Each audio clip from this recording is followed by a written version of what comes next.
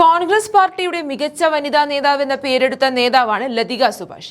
കോൺഗ്രസ് പാർട്ടിയിൽ നിന്നുകൊണ്ട് സർവ്വ സൗഭാഗ്യങ്ങളും അനുഭവിച്ച ലതിക സുഭാഷ് സീറ്റ് നിഷേധിച്ചതിനെ തുടർന്നാണ് കോൺഗ്രസ് വിട്ട് NCPയിൽ ചേർന്നത്. എന്നാൽ രാഷ്ട്രീയ പൊതുജീവിതം തന്നെ അവസാനിപ്പിക്കേണ്ട അവസ്ഥയിലേക്കാണ് ഇപ്പോൾ ലതിക സുഭാഷ് എത്തി നിൽക്കുന്നത്. കൊട്ടിഘോഷിച്ചാണ് ലതിക സുഭാഷ് NCP വഴി LDFന് കൈകോർത്തത്. എന്നിട്ട് ഇപ്പോൾ എന്തുണ്ടായി? തദ്ദേശ തെരഞ്ഞെടുപ്പിൽ ജനവിധി തേടിയിട്ട് കെട്ടിവെച്ച കാശ് പോലും തിരിച്ചുപിടിക്കാൻ സാധിക്കാത്ത ഗതികേടിലേക്ക് ലതിക സുഭാഷ് വീണു. മഹിളാ കോൺഗ്രസ് അധ്യക്ഷ പദവിയിലിരിക്കെ സീറ്റ് നിഷേധിച്ചതിൽ പ്രതിഷേധിച്ചാണ് തലമുണ്ടനം ചെയ്ത് ലതിക സുഭാഷ് കോൺഗ്രസ് വിട്ട് NCPയിൽ ചേർന്നത്. കോട്ടയം നഗരസഭ 48-ാം വാർഡിൽ LDF സ്ഥാനാർത്ഥിയായി മത്സരിച്ചപ്പോൾ മനസ്സിലുണ്ടായിരുന്നത് അധികാരം പിടിച്ചാൽ നഗരസഭാ ചെയർപേഴ്സൺ സ്ഥാനമായിരുന്നു. എന്നാൽ ഫലം പ്രഖ്യാപിച്ചപ്പോൾ NCP നേതാവ് 3-ാം സ്ഥാനത്തേക്ക് പിന്തള്ളപ്പെടുകയായിരുന്നു. ഇടതുപക്ഷം പതിവായി 3-ാം സ്ഥാനത്താവുന്ന വാർഡിൽ തന്നെ മത്സരിപ്പിച്ച് അപമാനിച്ചുവെന്ന പരാതിയാണ് ലതിക സുഭാഷ് ഇപ്പോൾ മുന്നോട്ട് വയ്ക്കുന്നത്. വെറും 113 വോട്ടുമായി കെട്ടിവെച്ച കാശ് പോലും നഷ്ടമായ മുൻ കോൺഗ്രസ് നേതാവിന് മത്സരിക്കാനായി രാജിവെച്ച വനം വികസന കോർപ്പറേഷൻ ചെയർപേഴ്സൺ സ്ഥാനവും ഇതോടെ നഷ്ടമായി. രാജിവെച്ച പദവിയിലേക്ക് ഇനി തിരികെയില്ലെന്നായിരുന്നു ലതിക സുഭാഷിന്റെ പ്രതികരണം. UDFിലെ സുശീല ഗോപകുമാറാണ് തിരുനക്കര വാർഡിൽ വിജയിച്ചത്. 703 വോട്ടുകളാണ് UDFന് കിട്ടിയത്. BJPയുടെ നിത്യ രതീഷ് 279 വോട്ടുമായി 2-ാം സ്ഥാനത്ത് എത്തുകയും ചെയ്തു. പാർട്ടിയും മുന്നണിയും പറഞ്ഞതുകൊണ്ടാണ് മത്സരിച്ചതെന്നും വിധിയുടെ ഇരയാണ് താനെന്നും ലതിക സുഭാഷ് പറഞ്ഞു. 2021 നിയമസഭാ തെരഞ്ഞെടുപ്പ് സ്ഥാനാർത്ഥി നിർണയത്തിൽ പ്രതിഷേധിച്ച് കോൺഗ്രസ് വിട്ട ലതിക സുഭാഷ് ഏറ്റുമാനൂർ നിയമസഭാ മണ്ഡലത്തിൽ സ്വതന്ത്ര സ്ഥാനാർത്ഥിയായി മത്സരിച്ചിരുന്നു. CPMലെ VN വാസവൻ വിജയിച്ചപ്പോൾ 6% വോട്ട് മാത്രം നേടി ഇവർ 4-ാം സ്ഥാനത്തേക്ക് പിന്തള്ളപ്പെട്ടു. പിന്നീട് NCPയിൽ ചേർന്ന് പാർട്ടി നേതൃപദവിയിലെത്തുകയുമായിരുന്നു. തദ്ദേശ തെരഞ്ഞെടുപ്പിൽ അപ്രതീക്ഷിത സ്ഥാനാർത്ഥിയായാണ് ലതിക കോട്ടയം നഗരസഭയിൽ മത്സരരംഗത്തെത്തിയത്. അതേസമയം ലതിക രാഷ്ട്രീയ ജീവിതത്തിന് തിരശ്ശീലയിടുമ്പോൾ മനസ്സിലേക്ക് ഓടി വരുന്നത് ഒരു ചാനൽ ചർച്ചയാണ്. 4 വർഷം മുമ്പ് കോൺഗ്രസ് വിടുന്ന വേളയിൽ ചാനൽ ചർച്ചയിൽ വന്ന് കോൺഗ്രസിനെ കുറ്റം പറഞ്ഞ ലതിക സുഭാഷിനെ അന്ന് കോൺഗ്രസ് നേതാവ് BR M ഷഫീർ പഞ്ഞിക്കിട്ടത് കേരളം മറന്നിട്ടില്ല. 4 വർഷം മുമ്പ് നടന്ന ആ ചാനൽ ചർച്ചയുടെ വീഡിയോ ഒന്ന് കണ്ടുവരാം. CPMൽ ഏതെങ്കിലും ഒരു വനിതാ പ്രവർത്തക അല്ലെങ്കിൽ NCPയുടെ വനിതാ പ്രവർത്തക തങ്ങളെ ഏതെങ്കിലും ഒരു ബോർഡിൽ വെക്കാമെന്ന് പറഞ്ഞിട്ട് വെച്ചില്ല എങ്കിൽ പോയി തല മൊട്ടയടിച്ചിട്ട് ആ പാർട്ടി നിർത്താൻ പറ്റുമോ? നിങ്ങൾ ചെയ്ത് ശരിയാണോ? ഷഫീർ ആണെങ്കിൽ ഈ ചർച്ച തീരുന്നിടം വരെ ഒരു 50 പ്രാവശ്യം കൂടെ നിങ്ങൾ തല മുട്ടയടിച്ചു മുണ്ടനെന്ന് പോലും പറയാതെ അങ്ങനെ പറഞ്ഞു. ഒരു കുഴപ്പവുമില്ല. ഞാൻ തൊളിക്കോട് വരുമ്പോൾ ഷഫീർ അഭിപ്രായം പറഞ്ഞതിന്റെ പേരിൽ DCസിയുടെ ഒരു ഭാരവാഹിത്വം പോലും കിട്ടാത്തതിൽ ഇടപെട്ടയാളാണ് ഞാൻ. കോൺഗ്രസിൽ നിന്നൊരു നേതാവ് ഇറങ്ങി വന്നാൽ നേരെ AKG സെന്ററിലേക്ക് പ്രവേശനം ഇതുവരെ ഉണ്ടായിരുന്നില്ല. പക്ഷേ CPM അങ്ങനെ തന്നെ കോൺഗ്രസിന്റെ പ്രധാനപ്പെട്ട നേതാക്കളെ മുൻപത്തെ ദിവസം വരെ CPMനെ വെല്ലുവിളിച്ചിരുന്ന നേതാക്കളെ പോലും ഉൾക്കൊള്ളാൻ തയ്യാറാവുകയാണെങ്കിൽ നിങ്ങളെ ഉദ്ദേശിക്കുന്ന അച്ചടക്ക നടപടിയൊക്കെ കുറച്ച് സമ്മർദ്ദം ഉണ്ടാക്കില്ലേ ശ്രീ ഷഫീർ? പുതിയ നേതൃത്വത്തിന് അത്ര എളുപ്പത്തിൽ കാര്യങ്ങൾ ഇനി മുന്നോട്ട് കൊണ്ടുപോകാൻ കഴിയുമോ? ഇനിയുമുള്ള നേതാക്കൾ പുറത്തേക്ക് പോകാതെ സൂക്ഷിക്കാനുള്ള ബാധ്യത കോൺഗ്രസിനില്ലേ? ഷാനി, ഒരു കാര്യം നിങ്ങൾ മനസ്സിലാക്കേണ്ടത്, ഇന്ത്യൻ നാഷണൽ കോൺഗ്രസ് കൃത്യമായി തന്നെ രാഷ്ട്രീയ ബോധത്തോടു കൂടി അതിന്റെ സംഘടനാ സംവിധാനത്തെ മെച്ചപ്പെടുത്തി മുന്നോട്ട് പോവുകയാണ്. പലതരത്തിലുള്ള മാറ്റങ്ങൾ ഇതിനകത്ത് വരാൻ പോവുകയാണ്. മാറ്റങ്ങൾ എന്താണെന്ന് പരസ്യമായ ചർച്ചയ്ക്ക് ഞാൻ നിൽക്കുന്നില്ല. പക്ഷെ ഒരു കാര്യം നിങ്ങൾ അറിഞ്ഞോ? പണ്ടത്തെ കോൺഗ്രസിനെ കൈകാര്യം ചെയ്തതുപോലെ ഇന്നത്തെ ഇനി വരാൻ പോകുന്ന കോൺഗ്രസിനെ കൈകാര്യം ചെയ്ത് കളയാമെന്ന് ഒരാളും വിചാരിക്കണ്ട. ഇവിടെ പ്രിയപ്പെട്ട സഹോദരി ലതിക സുഭാഷ് എനിക്ക് വളരെ സ്നേഹമുള്ളൊരു സഹോദരിയാണ്. എനിക്ക് അവരോട് രാഷ്ട്രീയപരമായിട്ട് ഇങ്ങനെ വിയോജിപ്പ് പറയുന്നതിൽ പോലും എനിക്ക് പ്രയാസമുള്ളൊരു സഹോദരിയാണ്. പക്ഷെ ഞാൻ ഒരു കാര്യം ചേച്ചിയോട് ചോദിക്കട്ടെ. ചേച്ചി, നിങ്ങൾ പറഞ്ഞല്ലോ ജനാധിപത്യത്തിന്റെ മഹിടോദാഹരണം അല്ലാത്തതിനാൽ കോൺഗ്രസ് വിട്ടുപോയി. നിങ്ങൾ ചേക്കേറിയ NCPക്ക് ഒരു സംസ്ഥാന പ്രസിഡന്റായിരുന്നു TP പീതാംബരൻ മാസ്റ്ററെ ഏത് തലത്തിലൊക്കെ ജനാധിപത്യപരമായി ചർച്ച ചെയ്തിട്ടാണ് മാറ്റിയിട്ടാണ് ഇന്നലെ കോൺഗ്രസിൽ നിന്ന് വിട്ടുവന്ന PC ചാക്കോ സംസ്ഥാന അധ്യക്ഷനായത്? മറുപടിയുണ്ടോ? അപ്പൊ ജനാധിപത്യം എന്നൊക്കെ പറഞ്ഞ് NCPയിലോട്ട് ചാക്കേറുമ്പോ അതിലെവിടെയാണ് ജനാധിപത്യം? ആദ്യം ഒന്ന് പഠിക്കണം.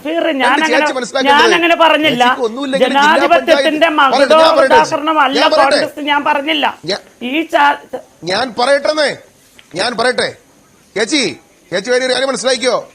ചേച്ചി മനസ്സിലാക്കേണ്ട, ചേച്ചി മഹിളാ കോൺഗ്രസിന്റെ സംസ്ഥാന അധ്യക്ഷ സ്ഥാനം കിട്ടിയവരാണ്. സംസ്ഥാന മഹിളാ കോൺഗ്രസിന്റെ അധ്യക്ഷ സ്ഥാനം കിട്ടിയ ആളാണ്.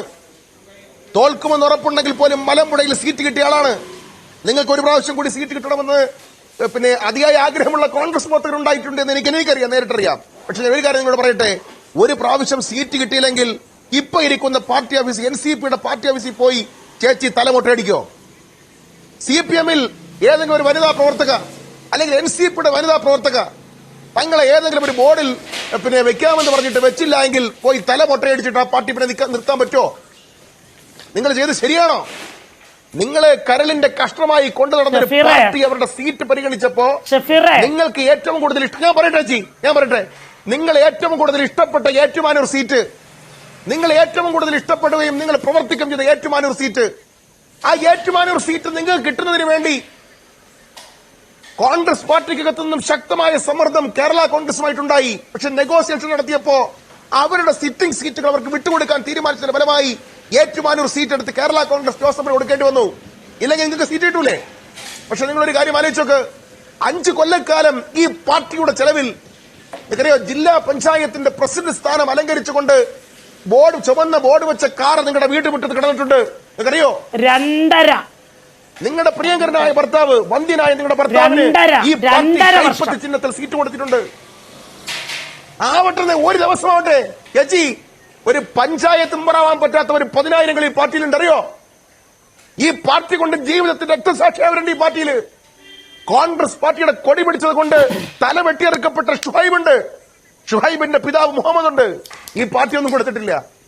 ഈ പാർട്ടിയുടെ കൊടി പിടിച്ചതിന് വെട്ടിയറുക്കപ്പെട്ട കൃപേഷിന്റെ ശരത്ലാലിന്റെ സഹോദരിയും ശരത്ലാലിന്റെ പിതാവും ഈ ചർച്ച കാണുന്നുണ്ടാവും. നിങ്ങൾ ആലോചിക്കണം. ഈ പാർട്ടിയുടെ കൊടി പിടിച്ചു എന്ന് പറഞ്ഞുകൊണ്ട് ഞാൻ പറയട്ടെ, ഈ പാർട്ടിയുടെ കൊടി പിടിച്ചു എന്നൊരൊറ്റ കാരണത്താൽ കൈകാലുകൾ വെട്ടിയെറുക്കപ്പെട്ടവർ, വിധവകളാക്കപ്പെട്ടവർ, പിതാക്കന്മാരെ നഷ്ടപ്പെട്ടു പോയവർ, കാലിന്റെ താഴെ വെച്ച് അടിച്ചൊടിക്കപ്പെട്ടവർ, നിരങ്ങി നടക്കുന്നവർ, മുറിച്ചു മാറ്റപ്പെട്ടവർ, കേസും തിണ്ണയുമായി നടക്കുന്നവർ, കള്ളക്കേസിൽ കാരാഗ്രഹത്തിൽ അടച്ചിട്ടവർ 10,000 കോൺഗ്രസ് പ്രവർത്തകരുണ്ട്. അവിടെ കണ്ണു നിന്ന് വരുന്നത് കണ്ണീരുള്ള ചോരയാണ്. നിങ്ങൾക്ക് 2.5 കൊല്ലമെങ്കിലും സ്റ്റേറ്റ് കാർ നിങ്ങളുടെ വീട്ടിന്റെ മുറ്റിൽ കിടന്നിട്ടുണ്ട്. നിങ്ങളുടെ വന്ധ്യനായ ഭർത്താവിന് നിയമസഭയിൽ സീറ്റ് കിട്ടിയിട്ടുണ്ട്. നിങ്ങൾക്ക് കിട്ടണമായിരുന്നു എന്നുള്ള അഭിപ്രായം ഞങ്ങൾക്കുണ്ട്. പക്ഷേ നിങ്ങൾ ചെയ്തത് ഒരു പാർട്ടി തെരഞ്ഞെടുപ്പിന് യുദ്ധത്തിന് പോകുമ്പോ, കമ്മ്യൂണിസ്റ്റ് പാർട്ടിയുമായിട്ട് നേർക്കുനേർ യുദ്ധത്തിന് പോകുമ്പോ, ഞങ്ങളുടെ രക്തസാക്ഷികളുടെ രക്തമൊഴുകിയ മണ്ണിൽ ഞങ്ങളുടെ പാർട്ടിയുടെ 80-90 പരം നേതാക്കന്മാർ യുദ്ധരംഗത്തേക്ക് ഇറങ്ങുമ്പോ ഒരു പാർട്ടിയുടെ ഓഫീസിന്റെ മുമ്പിൽ പോയി നിന്ന് വളരെ മോശമായി തലമൊട്ടയടിച്ചുകൊണ്ടൊരു പാർട്ടിയെ കരിമാരി തെച്ചാൽ നിങ്ങൾക്ക് ഈ പാർട്ടി നിൽക്കാൻ പറ്റുമോ? ഈ പാർട്ടി നിങ്ങൾ ഉണ്ടാക്കിയതല്ല. ഈ പാർട്ടി BRM ഷമീറിന്റെ പാർട്ടിയല്ല. ഈ പാർട്ടി 10,000 വരുന്ന ഒന്നും ആവാതെ പോയ ആളുകളുടെ പാർട്ടിയാണ്. നിങ്ങൾ അത് മനസ്സിലാക്കിക്കോ. 1. 2, സതീഷ് പറഞ്ഞു. ഒറ്റ മിനിറ്റ് ശ്രീ ഷഫീർ, താങ്കൾ വ്യക്തിപരമായി തന്നെ ശ്രീമതി ലതിക സുഭാഷിന് നേരെ ചോദ്യങ്ങൾ ഉന്നയിച്ചതുകൊണ്ട് അവർ മറുപടി പറഞ്ഞ ശേഷം ഞാൻ താങ്കളിലേക്ക് തിരിച്ചു വരാം. ശ്രീമതി ലതിക സുഭാഷ്, താങ്കൾക്ക് പറയാം. അല്ല, എനിക്ക് പറഞ്ഞ അവസാനിപ്പ് സമയം തരും വരാം ശ്രീ ഷഫീർ. ഇന്ന് പറഞ്ഞില്ലെങ്കിൽ പിന്നെ പറയാൻ പറ്റില്ലെന്നേ. ഇന്ന് എനിക്ക് പറയണം. പറയൂ, പറഞ്ഞു തീർക്കൂ. എനിക്ക് മറുപടി പറയാനുണ്ട്. ഇവരൊക്കെ സ്റ്റേറ്റ് കാറിൽ പോയപ്പോ തിരുവനന്തപുരത്ത് ഇവരെ നേതാവാക്കാൻ വേണ്ടി തിരുവനന്തപുരത്ത് സെക്രട്ടറിയുടെ മുമ്പിൽ കിടന്ന് അടികൊണ്ടവർ, കേസിൽ പ്രതിയാക്കപ്പെട്ടവർ, ഞങ്ങളുടെ സഹോദരങ്ങൾ 100 ആളുകൾ ഈ ചർച്ചയ്ക്ക് പുറത്തുണ്ട്, ഈ പ്ലാറ്റ്ഫോറത്തിന്റെ പുറത്തുണ്ട്. മറന്നു പോകേണ്ടതില്ല. നിങ്ങൾക്കും കിട്ടാനുള്ളത് കിട്ടിയിട്ടുണ്ട്. ഈ പാർട്ടിയിൽ നിങ്ങൾ ഈ പാർട്ടിയൊന്നും കുറ്റപ്പെടുത്താനൊന്നും ആയിട്ടില്ല. ഈ പാർട്ടി സീറ്റ് കിട്ടും. ഈ പാർട്ടി സീറ്റ് കിട്ടാതിരിക്കും. അതിനുവേണ്ടി തലമൊട്ടയടിച്ച് പാർട്ടി അവഹേളിക്കല്ല ചെയ്യേണ്ടത്. നിങ്ങൾ കാണിച്ചത് വളരെ മോശത്തരം. പക്ഷേ നിങ്ങളോടുള്ള ദയവായി താങ്കൾ ശ്രീമതി ലതിക സുഭാഷിന്റെ മറുപടി കേൾക്കൂ. ശ്രീമതി ലതിക സുഭാഷ് പറയും. ഷഫീർ വേണമെങ്കിൽ ഈ ചർച്ച തീരുന്നിടം വരെ 50 പ്രാവശ്യം കൂടെ നിങ്ങൾ തല മുട്ടയടിച്ചു മുണ്ടനെന്ന് പോലും പറയാതെ അങ്ങനെ പറഞ്ഞു. ഒരു കുഴപ്പവുമില്ല. ഞാൻ തൊളിക്കോട് വരുമ്പോൾ ഷഫീർ അഭിപ്രായം പറഞ്ഞതിന്റെ പേരിൽ DCCയുടെ ഒരു ഭാരവാഹിത്വം പോലും കിട്ടാത്തതിൽ ഇടപെട്ടയാളാണ് ഞാൻ. അങ്ങനെ കേരളത്തിലെ അതുപോലെ തന്നെ കാസർഗോഡ് സ്ത്രീകളുടെ ആ അമ്മമാർക്ക് വേണ്ടിയിട്ട് കാസർഗോട്ടേക്ക് 1 മാസത്തിനുള്ളിൽ 6 പ്രാവശ്യം യാത്ര ചെയ്തയാളാണ് ഞാൻ.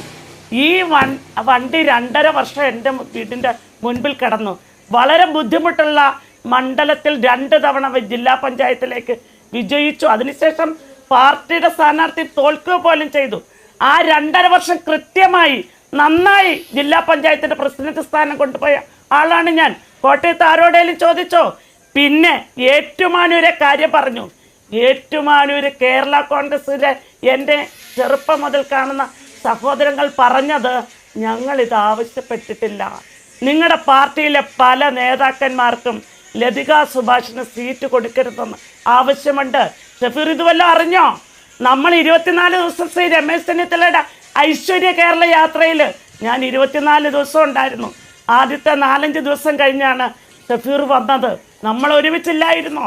ഞാൻ ഈ പാർട്ടിയിൽ നിന്ന് പോകാനായിട്ട് ആഗ്രഹിച്ച ആൾ അല്ല എന്ന് മറ്റാരെക്കാളും നന്നായിട്ട് ഷഫീറിന് അറിയാമല്ലോ. പക്ഷേ ഇത് പറഞ്ഞ് 2.5 വർഷം എനിക്ക് പ്രസിഡന്റ് സ്ഥാനം കിട്ടിയെന്ന് പറഞ്ഞ് കഴിഞ്ഞ 20 വർഷമായിട്ട് കോട്ടയത്ത് മാറി മാറി വരുന്ന നിയമസഭയിലും പാർലമെന്റിലും എൻ്റെ പേര് പറയാറുണ്ടായിരുന്നു ഷഫീറെ. അപ്പോഴാണ് ഒരിക്കൽ മലമ്പുഴയിലേക്ക് ഓടിപ്പോകണമെന്ന് പറഞ്ഞ് ചിരിച്ചോണ്ട് ഞാൻ അവിടെ പോയി. മാറി മാറി വരുന്ന സീറ്റ് ചർച്ചയിൽ പേര് വരുമ്പോഴും ആരൊക്കെ അവിടെ വന്നാലും അവർക്ക് വേണ്ടി പുഞ്ചിരിയോടെ ഞാൻ പ്രവർത്തിക്കുകയാണ് ചെയ്തത്.